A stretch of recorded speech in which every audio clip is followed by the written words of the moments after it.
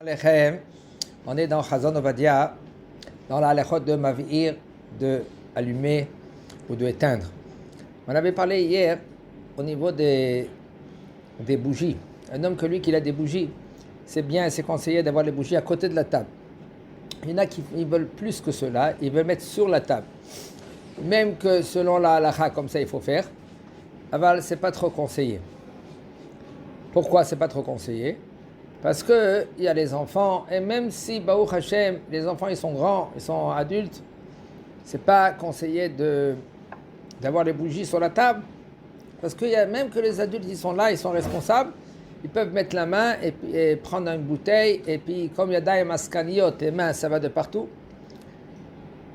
Je dis franchement, même des gens qui sont adultes, des gens qui sont grands, qui sont responsables, ils peuvent tendre la main et puis c'est parti. D'accord? Alors, il dit le Rav, et ça dépend. Si maintenant tu as mis des bougies sur un plateau, et le plateau, tu as fait une condition, la veille de Shabbat, que les bougies, que ça sera moutar, de prendre les bougies et de les mettre ailleurs. Maintenant, ça dépend si tu as mis sur un plateau quelque chose qui est plus important que les bougies. Par exemple, tu as mis une bague ou tu as mis un livre ou une challah. Maintenant, il nous dit le Rav Nerot Shahava, si maintenant c'est des bougies en cire qui sont allumées sur la table la veille de Shabbat. Un homme maintenant, tu veux utiliser la table. La table, tu veux la prendre et tu veux la transporter. Il faut savoir que la table, ça s'appelle Bassis le davar amuta o asu. Bassis, ça veut dire une base de quelque chose qui est muta ou quelque chose qui est asu. Sur la table, qu'est-ce que tu mets sur la table? Tu mets des ustensiles, tu mets des verres, tu mets du manger. Et tu as aussi les bougies. Les bougies, ils sont mouxés. Tu n'as pas le droit de les transporter. Mais si maintenant tu veux transporter la table et tu veux la prendre d'un endroit à un autre endroit, ça veut dire que tu vas utiliser la table et tu transportes. Ça s'appelle, tu prends le récipient, la base, et tu changes d'endroit. Alors sur la base, s'il y a d'abord un moutar, quelque chose qui est moutar et quelque chose qui est assourd, tu peux transporter la table. Si c'est d'abord à assourd, c'est la base, il n'y a rien quelque chose qui est assourd, tu n'as pas le droit de transporter la table. Ainsi aussi, une assiette. Une assiette, c'est une base. Si tu vas mettre un mouxé dans l'assiette, ça sera assourd, comme par exemple un tiroir. Un tiroir, tu veux prendre maintenant les clés de la maison. Maintenant, dans les clés, dans le tiroir, il y a aussi une appareil à photo. L'appareil à photo, elle est mouxé parce que ça s'appelle klis chez Menarto, ça s'appelle mouxé mechamat chesron kis. Mouxé, ça c'est mechamat chesron kis, ça veut dire c'est encore plus grave. Ça veut dire c'est un mouxé qu'on ne peut pas le transporter d'un endroit à l'autre. Ça s'appelle quelque chose qui est très important, très cher à tes yeux.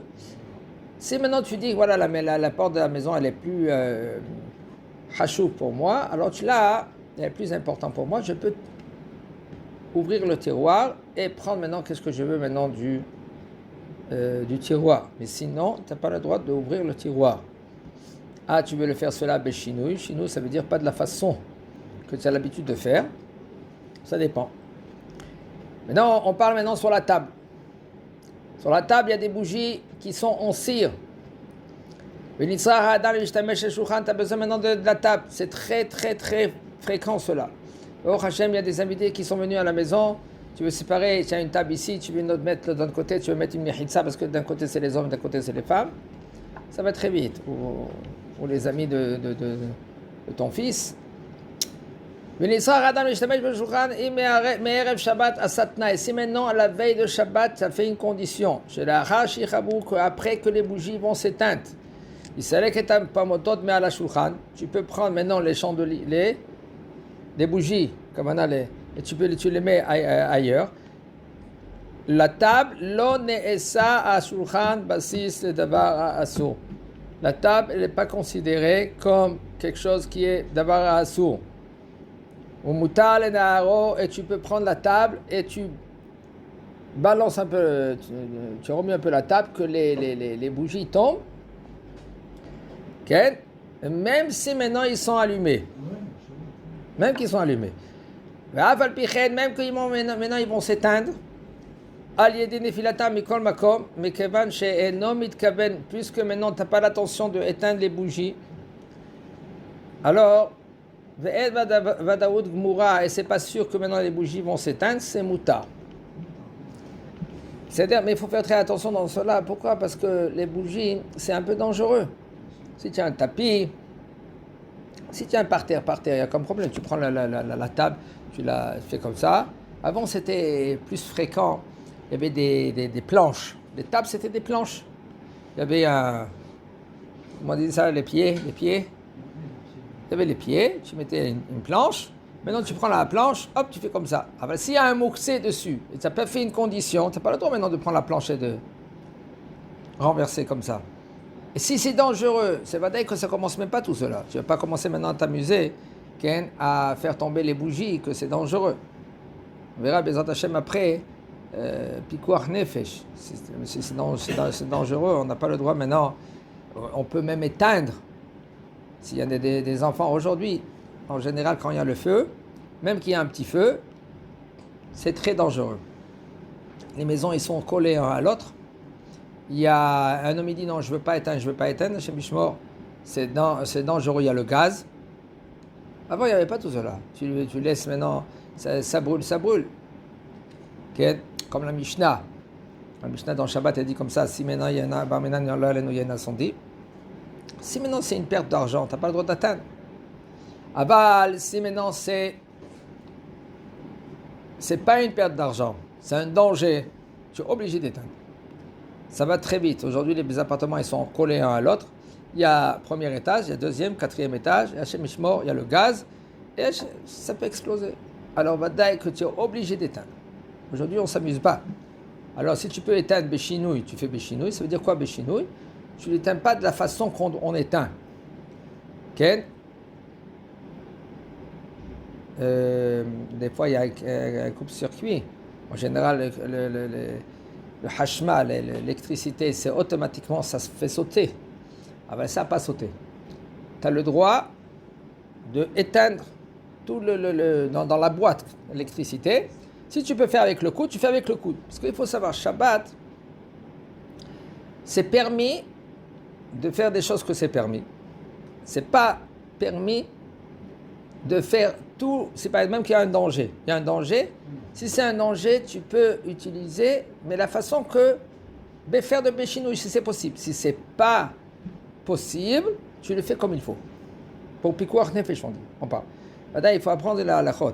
Le Shabbat, elle n'est pas repoussée pour Pikuach Nefesh. Okay?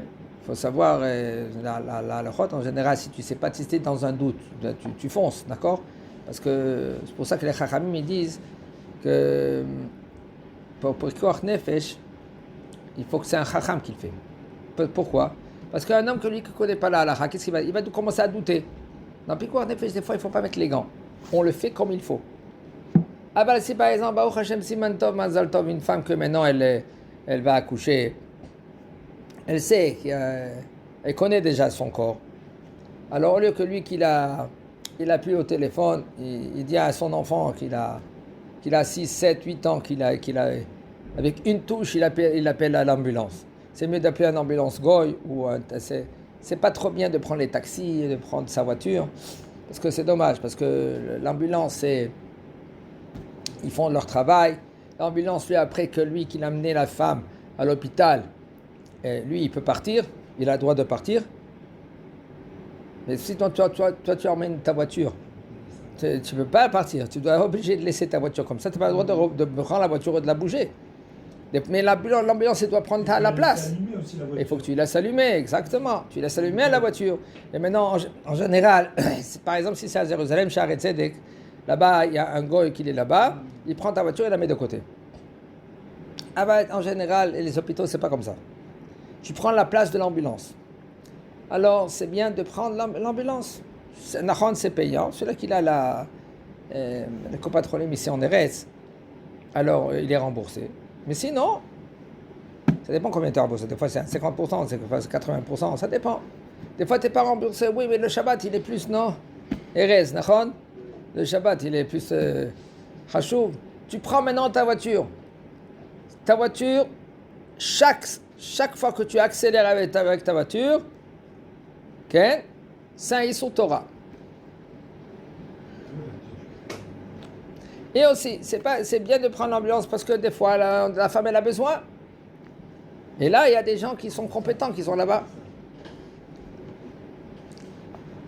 Alors, tu peux éviter, toi, que tu prends la voiture. Et il y a l'ambulance qu'ils font son travail, ils font leur travail. Et ça, c'est mieux. Alors maintenant, au lieu que toi, tu appelles l'ambulance, c'est ton fils qui peut appeler l'ambulance. Si c'est faisable. Ah ben sinon, tu appelles toi l'ambulance. Si tu vois que... En général, tu prépares tout. Le sac, il est déjà prêt.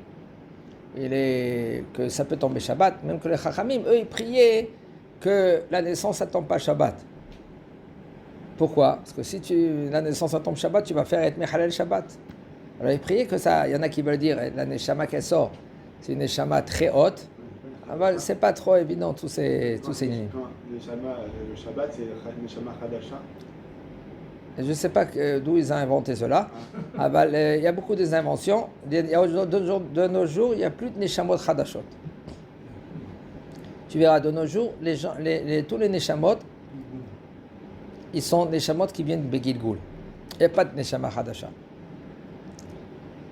Alors, on entend beaucoup des enseignements, des vents, des courants d'air. Nous, on les appelle. Comment?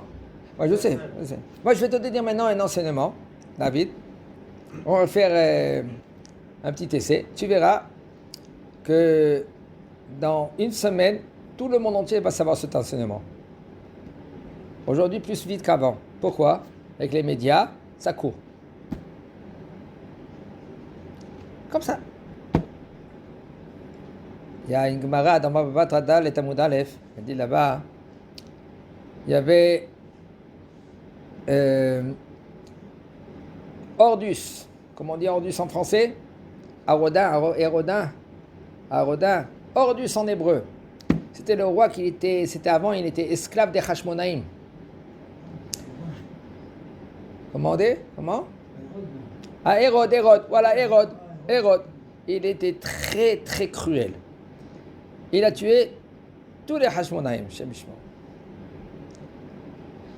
Et il a laissé rien qu'une. Il a eu des enfants. Bon, ça dépend, c'est marloqué dans cela. Il y a Yosufoun, il y a un historien juif, Cohen, il était à l'époque, Yossifoun, c'est lui qui a écrit toute l'histoire à l'époque. Il y en a qui disent qu'on peut compter sur cela, il y en a qui disent qu'on ne peut pas compter sur cela. Et lui, il a raconté tout ce qu'il raconte. Il a entendu une voix céleste, tout celui chaque Eved, esclave, il est ni juif et ni goy. Esclave juif, il est ni juif et il est ni goy. C'est pas un converti, parce que quand on le trempe dans le mikvé, on le trempe le Shem Avdout. Et là, il a entendu une voix céleste. Tout celui qui se lève contre son maître, il prend le pouvoir. Et il a pris le pouvoir, il a tué son maître. Et là, il est devenu roi. Il a tué tous les Hashmonaïm. Il a pris de force la royauté. Après qu'il a tué tous les Chachamim. Sauf Baba Ben Bouta. Il a crevé les yeux. Et il est venu, mais qu'est-ce qu'il faisait? Il se déguisait. Il voulait savoir maintenant le peuple, qu'est-ce qu'il parle. Qu'est-ce qu'il parle de lui. Il est venu en cachette devant Baba Ben Bouta. Il a dit, tu as vu celui-là, là? Cet esclave, ce Eved. Qu'est-ce qu'il a fait? Il ne répond pas. Et il a dit, il a tué tous les Chachamim. Maudis-le. Il a dit, on n'a pas le droit de maudire. Pourquoi? Parce que Ha'of yolich et akol. Ha'of, c'est l'oiseau. Il va prendre la voix et va la transmettre. Dans le monde. la voix, ça va très vite. Et il a dit, bon, mais quand même, Azma. Mais je dis non, on n'a pas le droit d'insulter un roi. Alors lui, il a compris, déjà qu'il a compris, lui, à Hérode, il a compris que lui, il a compris que c'est lui. Après, il a dit, écoute, si maintenant il a tué tous les chachamim, qu'est-ce qu'il va faire maintenant pour réparer tout cela? Après 120 ans, on lui fait son compte en enquête. Et pour l'instant, il faut réparer. Qu'est-ce qu'il peut réparer? Il a dit, il a éteint la lumière du monde, il faut qu'il rallume la lumière du monde. Qu'est-ce qu'il a fait? Il a reconstruit le temple. Il a voulu maintenant détruire le temple pour le reconstruire. Les chachamim, ils ont commencé à pleurer. Et lui, il a dit, pourquoi vous pleurez? Il a dit, toi, tu peux détruire le temple pour le reconstruire. Qui t'a dit maintenant que tu peux voir le reconstruire? Alors, il a fait en sorte qu'il ne détruit pas le temple, il construit doucement, et après, il construit. Jusqu'après qu'il a reconstruit le deuxième temple. Et ils disent, comme ça dit la Gemara, que le temple-là, il était très beau. Personne n'a vu quelque chose de beauté, comme c'est le temple qu'il a construit, Hérode. Top, Chazak Baruch.